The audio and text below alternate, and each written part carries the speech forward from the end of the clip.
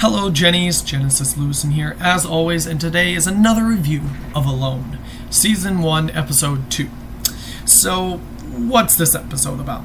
Well, if you don't remember, last time we left off with a spooky spider, and also a couple other details. If you want to go see that review, link below in the bottom to that, Alone Season 1, Episode 1 review.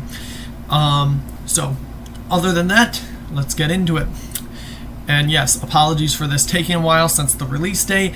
I'm busy doing a lot of things, video-wise. Alrighty, so this video begins with narration from the main character. It begins with narration from Zach, who he says that Ali is gone, and Zach, once again betrayed by Greezygob, shows up and says that the ghost had entered the room and did some stuff. Exactly what, it's kind of oblivious, but most likely, yeah, he killed the main character, Ali. Well, Ali. I feel like I'm saying that wrong. Well, he killed the Oliver character, or in this they're calling him Ali, but yeah, he killed the Oliver character, which is kind of sad, in all honesty, but deaths happen in horror series, and this is one of them. All of a sudden, the monster takes him and leaves a note, similar to the note we saw at the end of the first episode for Zach. What does it read? Well, let's be honest. What's it say? You're next. Of course. Every horror series has the "you're next" spooky note. So now he has to figure out a code. He figures out the code, and they eventually find Ali again. Oliver is now in the woods, and they pretty much run through the woods.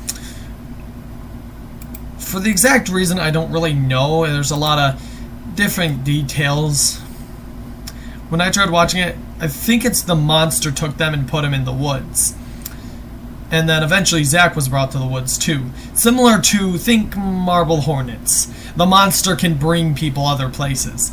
So originally when this show started, I thought it was going to be aliens. I guess not. It's monsters, aliens. I don't know. Alien monsters? That makes more sense.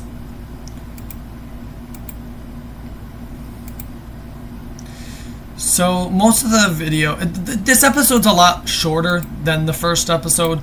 Mainly, I don't really know why. But it is a lot of, pretty much this episode consists mainly of Zach and Oliver trying to find their way out of the woods.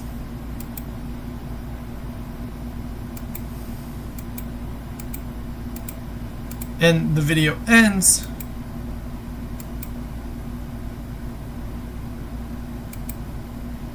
and yeah, I know this is a short review, but you can't really go, it is a short episode. Finally, the video ends with them finally teleporting back to Zach's house, where the monster right away appears.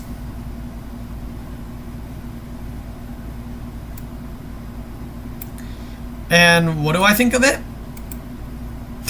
This was a fantastic video. My God, you really want me to admit it, this was pretty good.